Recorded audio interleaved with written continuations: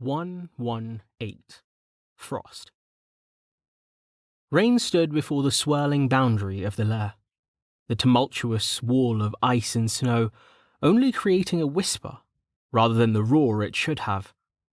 He could feel the cold against his skin, but only when he was right up next to it. Detection told him nothing. The barrier was magical, and the spell didn't work on magic. He couldn't even circumvent the issue by searching for something like air. He'd done some experiments, both with this lair and with the fells. The lair's envelope worked something like the resynchronizer plugin for GIMP, filling in the interior volume by extrapolating from the surroundings. The effect was noticeable, but only with extreme focus. He'd need mana sight if he wanted to find lairs he didn't already know existed. Rain flipped down his visor, then wrapped a scrap of fabric around his face to cover the mouth slit. He pulled up his hood, then raised his arm and gave the signal to advance. Icy magic whipped at his cloak as he crossed into the lair. The murmur of the magical barrier fell away behind him as he advanced, the crunch of his footsteps the only remaining sound as the temperature plummeted. In the distance ahead, he could barely make out what looked like a building. Everything else was just a sea of white. Snow was falling lazily from the fake grey sky in fat flakes, limiting visibility. Silence pressed down on him as the cold cut through his cloak. The stillness was broken by the arrival of the others. Link sight flared stronger than usual as each member of the Delve team entered. The lair's interface populating with their names and information about their vitals. Rain frowned, then concentrated, forcing the panel to display itself in a more compact and efficient layout. The system didn't fight him, even when he pushed it to group people by the roles he'd assigned them. It did, however, flatly refuse to switch the vital displays over to absolute numbers. Essed Frost Barrows, rank 9, 100%. Front line, car 10. Health 100%, stamina 100%, mana 100%. Samson Dar, health 100%, stamina 99%, mana 100%. Mlemlek Kolati, health 100%, stamina 100%, mana 94%.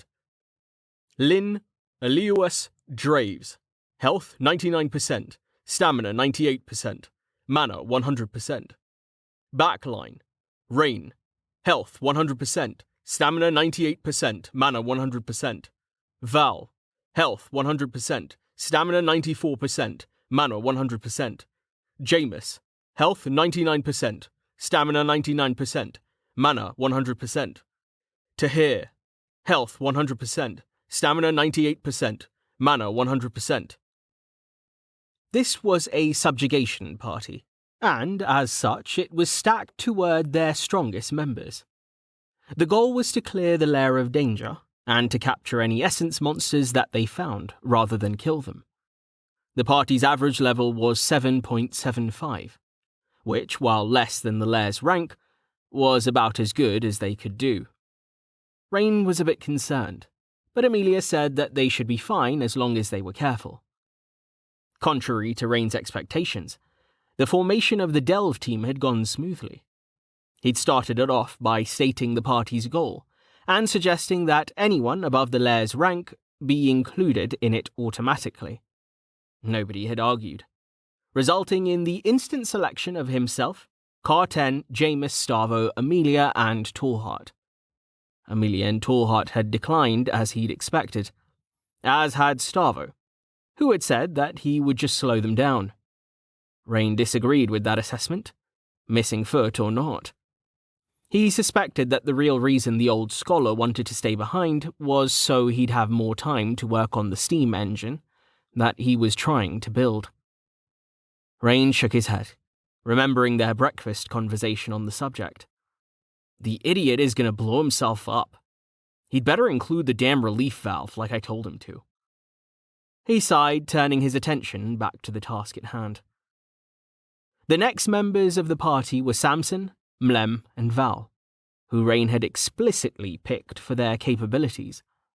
Again, there had been a surprising lack of argument. He was finally starting to feel like people were respecting his leadership, something he was decidedly not used to. In any event, that had left 2 slots in the party, one for the front line and one for the back. After some discussion, Lynn had been selected as the frontliner. It had come down to her and Tellen, as the 2 remaining melee fighters with the most experience, and she'd won the coin flip. The back slot went to Tahir, the hunter, and he'd earned it by using his bow to win a makeshift target practice competition. He'd beaten his fellow hunter Haynes as well as Kettle and Ava. Maharia had declined to compete. Kettle was livid at losing, of course, but he could deal with it. He'd agreed to the competition after all. In truth, Rain was somewhat relieved. Bringing a fire user into a cold lair sounded like common sense, until you considered that their 2 options were a little girl and an impulsive teenager who couldn't hit the broadside of a barn. The 2 of them were probably still taking out their disappointment on the targets. Hopefully, Ava could teach Kettle a thing or 2 about how to aim. Rain put it out of his mind, turning to face the others. They were all bundled up against the cold, the Arctic camouflage of their cloaks looking particularly apt in the whiteness of the lair. Jameis ruined the effect somewhat, his orange hat looking like a traffic cone someone had placed jauntily atop a snowman. His orange robes, at least, were covered by his cloak, as were Mlem's.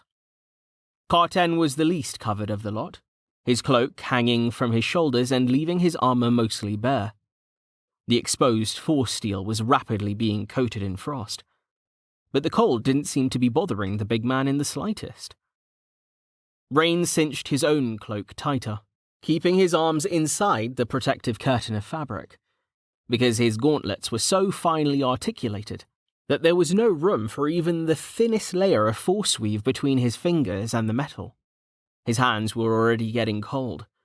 Fortunately for him, he didn't need a weapon to fight. He could stay in his cocoon. The lair was cold, unnaturally so. Amelia said that the temperature could either be in effect specific to this lair, or simply from the higher concentration of environmental cold mana inside. It wasn't at the point where they would need to worry about instant frostbite, but it wasn't exactly comfortable.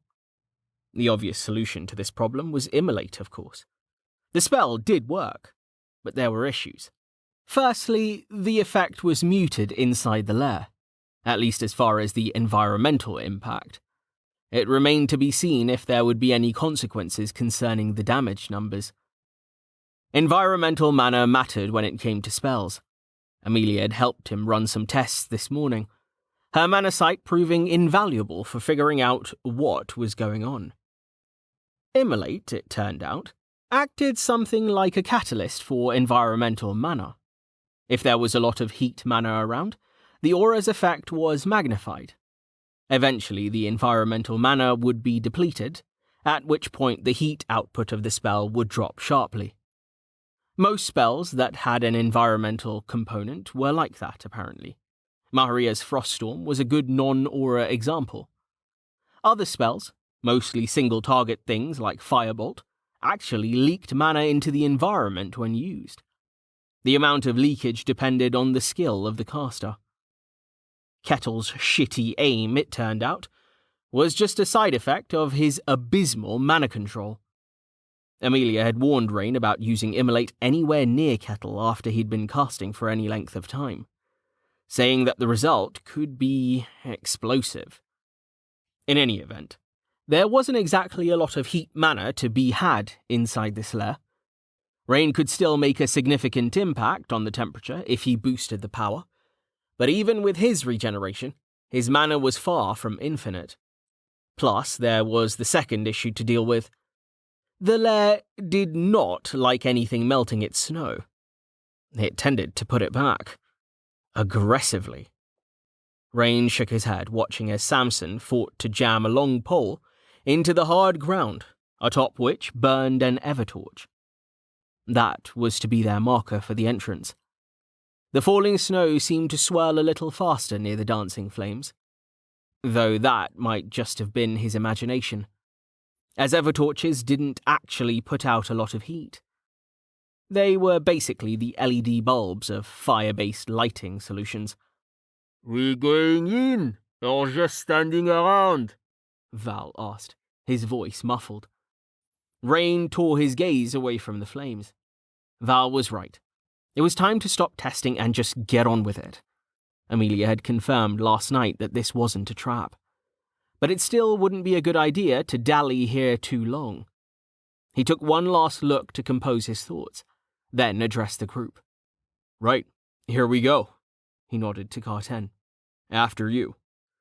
We move in formation like we practiced." The party started making their way into the lair.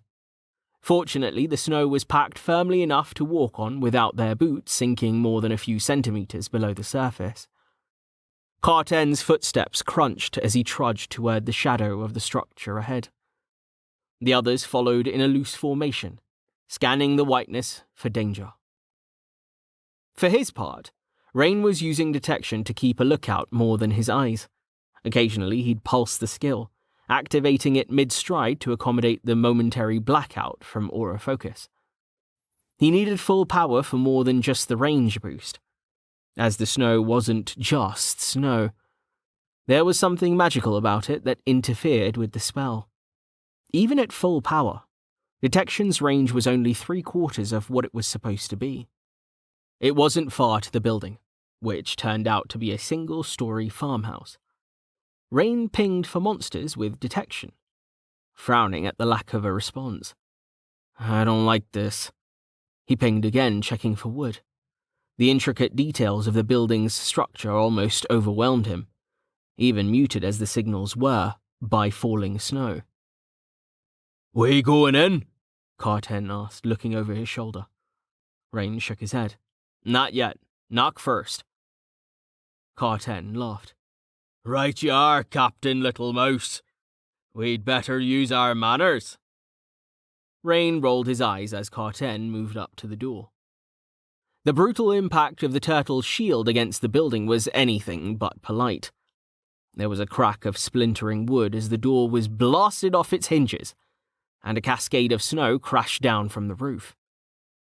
Carten had jumped back in anticipation, barely avoiding getting buried. The party waited. "Looks like no one's home," said Mlem after a few moments of silence. "Okay, now we're going in," Rain said. "Val, light." Wordlessly, Val summoned his lunar orb. The pale illumination from the construct looked eerie as it filtered through the falling snow. Val sent it darting into the building, and Carten followed it through the door, Samson and Lynn close on his heels. "Clear," Lynn called after a moment. "It's a good-sized room with one hallway at the back. Everything's covered in frost." Rain and the others crowded inside as Carten moved toward the hallway, his armored form blocking the view. Rain looked around, examining the room. It looked like a combination of a kitchen and a living area. There was a frozen hearth on one wall that held the cold ashes of a fire. He could tell that it hadn't been a particularly affluent dwelling, but everything was neatly arranged. It looked perfectly normal, as long as you ignored the snow that had blown in through the shutters. There was no sign of violence other than the door, which he was presently standing on. "Bedrooms," Carten called from down the hallway. "No monsters, no bodies." "I wonder where they went," Mlem said, lowering his hood and shaking out his moustache, which had been coated in frost. "I can't say that I have ever heard of a building within a lair. Most bizarre." "Have you even been in a lair?" Val asked as he examined a knife that had been lying out on the counter. "I confess that this is my first," Mlem said. "I have seen much of the world, it is true, but lairs are a new experience for me." Val snorted, dropping the knife back to the counter with a clatter. "Worthless." Rain frowned, squeezing past Jameis to get back outside. He was feeling a bit claustrophobic in the cramped structure, especially with everyone piled in there. Besides, it wasn't like it was any warmer, and he wanted to be able to see if anything was coming toward them. Mlem is right. This is strange. Where are all the monsters? We going to search this place for valuables? Tahir asked, poking his head out through one of the windows. No, Rain said, glancing at Tahir. We're moving on. None of it is real. Gimmon, you know? Gimmon's Folly was a fable about an impoverished miner who had stumbled upon a lair where even the walls were made from solid gold. After praising his luck, Gimmon had set to mining the gold with his trusty pick.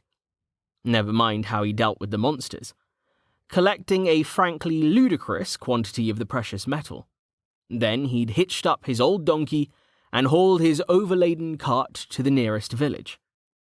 Gimmon had lived there like a king for 3 days, after which he'd been abruptly lynched by the angry townsfolk, outraged when the gold he'd given them vanished.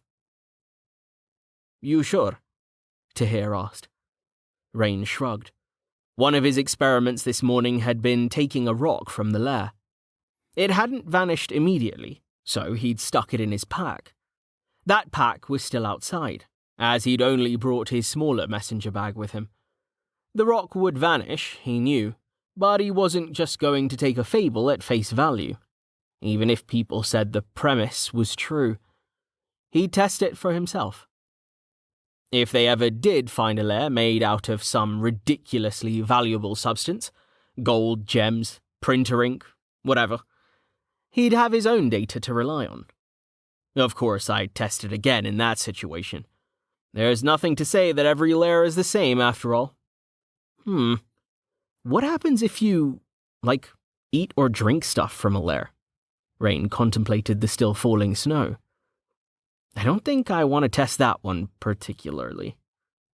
Suddenly, a flicker of movement in the corner of his eye caught his attention. He snapped his head in that direction. Then, when he didn't see anything, he flared detection. The spell came up empty. There was nothing out there. What is it? Tahir asked. He'd come out of the building as had the others. Did you see something? I thought I did, Rain said, admonishing himself for letting his thoughts wander. We're in a lair, damn it. I need to stay alert. He shook his head. It might have just been the snow. Oi! Oi, oi! Carten roared, making Rain jump horribly. Stop hiding, you icy fuckers! Damn it, said Lynn, shoving Carten away from her. That was right in my ear. Carten laughed. Sorry, he said, grinning at her. Rain took a deep, steadying breath, then shook his head. Carten. Once the big man looked in his direction, Rain tilted his head sharply away from the light of the torch he'd left at the entrance. That way. Quietly.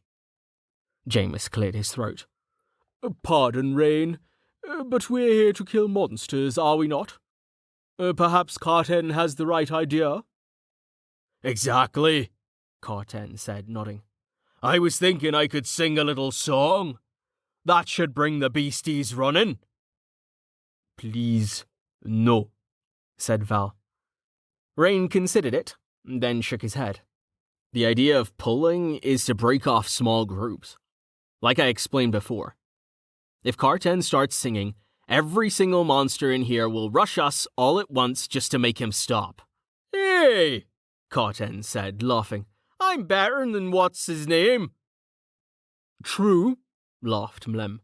When Shet started up that awful ballad yesterday, I thought somebody was strangling Roma's cat. Enough, Rain said, starting to get annoyed. What did I say about chatter in the lair? Carten opened his mouth to protest, but shut it when Jameis elbowed him in the side. Sorry, Rain, Jameis said, rubbing his elbow. Carten, just do what he says. He is the captain, and he's right. Remember what Amelia told us the last time? Oh, fine, Carten said, turning to face Rain. We'll do it your way. Rain nodded to him. Thank you. Carten harumphed. But the group formed up and resumed their trek through the snow. Samson caught Rain's eye and gave him an encouraging nod. Rain nodded back, thankful that someone at least was remaining focused. The light of the torch behind them faded into the storm as they walked until it was no longer visible. There was no evidence of the town, only an endless plain of white, with an occasional snow-laden tree. They kept going for 20 minutes like that, even Carten starting to look a little more serious as the silence pressed down on them. It was hard to tell, but Rain thought the air was getting even colder as they advanced into the lair. Rain? Lynn said softly, her whisper making him jump. She stared out into the snow. I thought I saw something. Rain followed her gaze using detection as well. There was nothing there. There, Val hissed. A shadow. Rain whirled, seeing him pointing in the opposite direction. He used detection again, this time boosting it to the absolute limit with aura focus. Once more, there was nothing. Ghosts in the snow, Mlem muttered, shaking his head. The lair is playing games with us. Continue or turn back? Samson asked, looking at Rain. Rain turned slowly, surveying the frozen landscape and their tracks leading back into the storm. He pinged again with detection, checking their position. I'm not turning back, Val said. Let the monsters play their tricks. When they come for real, I'll be ready. Rain frowned. Keep going, Carten. We're still following the road, more or less. I can sense it under the snow by the lack of grass. He stuck a hand out of his cloak to point, immediately regretting it as the cold air rushed in. The town should be that way, if it's there at all, he said quickly, then bundled himself back up, lamenting the loss of warmth. Carten nodded, resuming his march. The silence seemed to grow even more oppressive, and Rain was convinced that the cold was growing sharper, nipping at his skin through the slit in his visor and billowing up from beneath the hem of his cloak. Still, he resisted using immolate even to warm just himself. Once he gave in to that temptation, he knew it would be difficult to stop. Detection was more important, as was keeping his mana up with winter, as cold as that was making him feel. Finally, a dark shape swam into view ahead of them. As they drew closer, it became recognizable as a wall of tree trunks sunken into the ground. They approached cautiously, heading for an opening in the wall where a wooden gate stood open, marking the spot where the presently buried road led into the village. Acid did not have a wall like this, Mlem said softly. The lair has changed things. You getting anything, Rain? Tahir asked. The normally composed hunter had an anxious expression on his face. Rain shook his head. Still nothing. I don't like this, Lynn said, holding her spear defensively as they crept closer to the gate. Shh, Jameis hissed suddenly. Listen. Carten stopped in his tracks, and the party froze, listening hard. Muted by the snow and the distance, Rain heard a low rumbling. A millstone? Jameis asked. I don't hear anything, Tahir said, cupping a glove to his ear. No, it's there, Val said. I can hear it too. Mlem shook his head. He looked oddly composed compared to the others. Acid had no river, and there is no wind. Okay, Carten, Rain said. Now it's time to pull. Go knock on those gates just like you did with the farmhouse. Everyone, be ready if something comes out. But you said there are no monsters, Tahir said. What is he pulling if there are no monsters? The lair might be waiting to spawn them, Jameis replied softly. Remember what Amelia said. It isn't like outside. They don't need darkness. Not in here. Entering the village might be the trigger, Rain said, nodding. That, or they're there, and I just can't sense them. Some monsters can hide from divination. Have I mentioned that I don't like this? Lynn asked, gripping her spear tightly. I can't fight something that I can't see. Carten grunted, approaching the gates. He looked back, and at Rain's nod, slammed one of his shields into the wood. A loud thunk sounded flatly, the echo consumed by the snow. Carten hit it again, then twice more. But other than some falling snow from the wall, there was no reaction. Harder, Carten, Rain said. Approaching slowly, the group followed. Break the gate if you can. I don't want it swinging shut and trapping us in there. I'm getting that kind of vibe. Carten nodded. This time his shield blurred. So quickly did he slam it into the wood. The thick timbers split as the force of Carten's strike tore them from the nails holding the door together. Rain watched as Carten smashed the door a few more times, alternating shields until it fell completely from its heavy hinges. Shield bash? Rain's eyes flicked to the party display, noting that Carten's stamina had barely dropped. His own had fallen further than that just from walking. He shook his head. Okay, we're going in. Carefully. The party moved forward, passing through the wall and into the town. Wooden buildings rose around them, none taller than 3 stories. A thick layer of snow carpeted everything, hiding details from view. The sound of the millstone was clear now, and growing louder. Wordlessly, Carten led the way, the frontline fighters forming a defensive circle around the majors. Samson and Mlem hadn't drawn their swords, but they had thrown back their cloaks in preparation. Rain scanned the windows of the buildings as they crept forward, which felt like eyes looking down on them, black and lifeless. What in the depths? Samson said, pulling Rain's attention back down to ground level. They'd rounded a corner and located the source of the sound. Inside an open-fronted building, the mill equipment was visible under the protective cover of the overhanging roof. It was the circular type, with a large rolling stone meant to be hauled along a track. The stone was presently turning on its own, with the harness that would have held the work animal dangling from the axle. Carten led the way closer, almost needing to duck as he passed under the overhang of the roof. Now that he was closer, Rain had to fight off a shiver that had nothing to do with the cold, as he watched the harness dragging along the ground. Ah, fuck! Val swore suddenly, light flashing from his fingers. Rain had not been nearly so fast to react, though he'd seen the same thing Val had. A form had appeared, exiting a shadowy doorway at the back of the room. Val's beam had struck it before Rain had even registered it was there.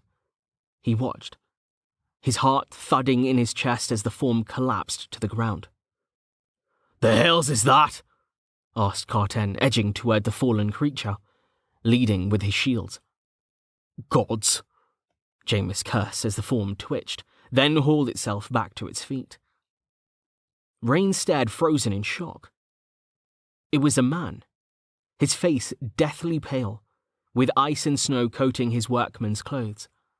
There was a charred hole over his left eye where Val's spell had struck, but no blood. Also, as far as detection was concerned, the man didn't exist. Clumsy of me. Everyone took a step back as the man spoke. His voice was slow, sounding like nothing more than the dry rasp of the wind over the snowy ground. The figure bent, retrieving a sack that he'd dropped when Val's magic had struck him. What the fuck is this? Said Lynn, her eyes wide, fixed on the man as he made his way to the mill, carrying the sack. Hit him again, Val, Jameis said, wordlessly. Val raised an arm. The next flash of magic took the man full in the chest and he collapsed again, a trail of smoke rising from the body. He didn't stay down for more than 10 seconds before he groaned and began pushing himself to his feet. Damn uneven floor, the man whispered, his words coming even more slowly now.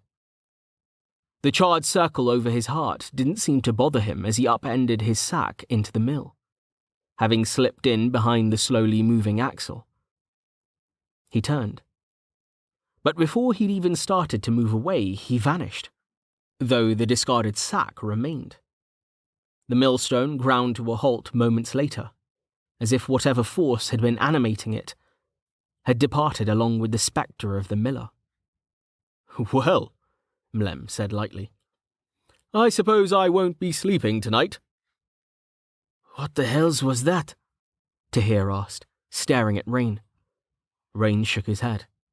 "I have no idea. Detection said it wasn't there. Some sort of illusion?"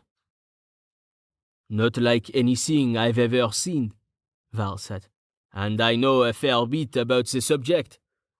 If it was an illusion, my spell should have just gone right through it." "Gah!" Tahir swore, stumbling back from the millstone. He pointed. "Bones!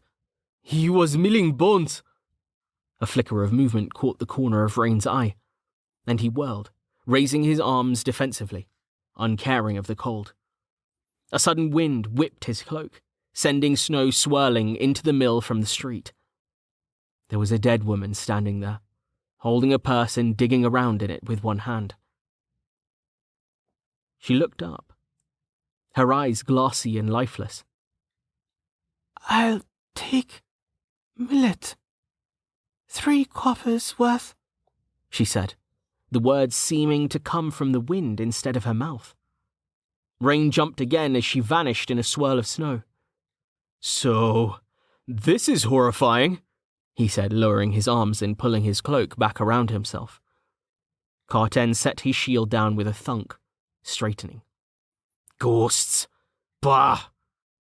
"Fascinating," Jameis said, adjusting his hat. "I've heard of strange things happening in lairs, but the truly odd stuff was supposed to only happen in those of arcane aspect." "If the lair is causing it, what do we do?" Lynn asked. "Are we supposed to fight them?" "I don't know," Rain said, shaking his head but keeping his eyes on the street. "The miller reacted to Val's magic, but it didn't really stop him. Not for long." "Can they hurt us?"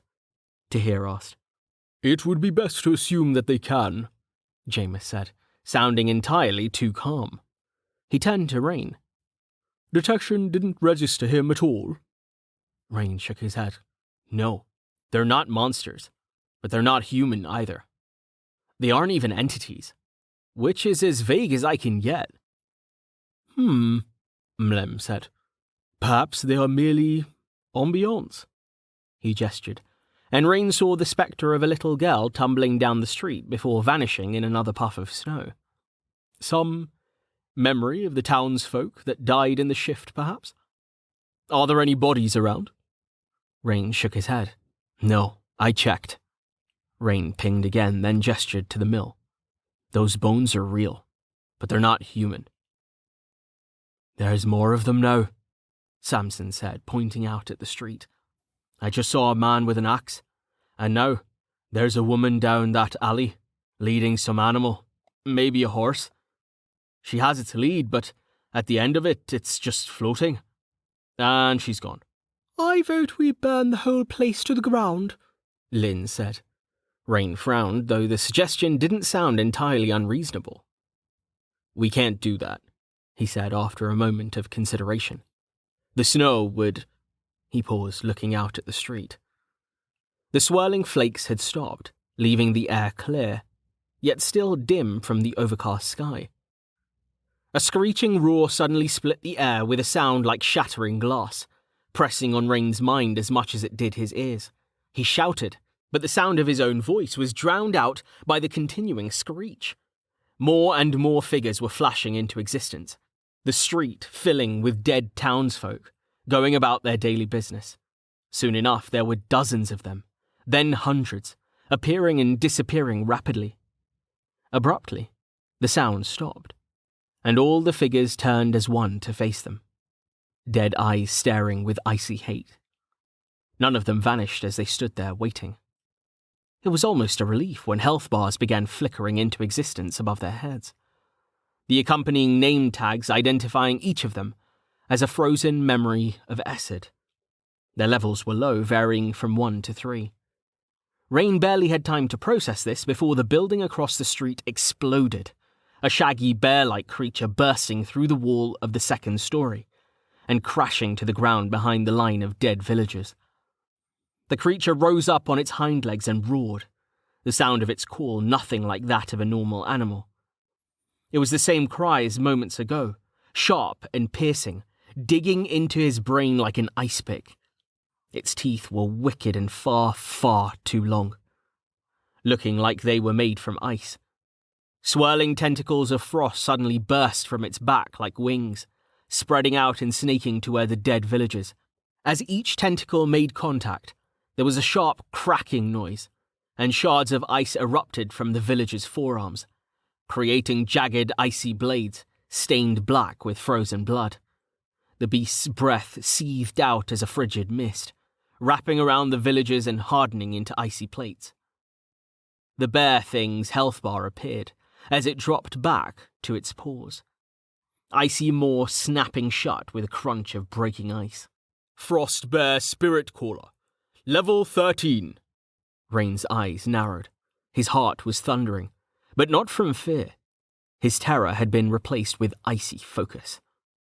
We've got this. The villagers charged.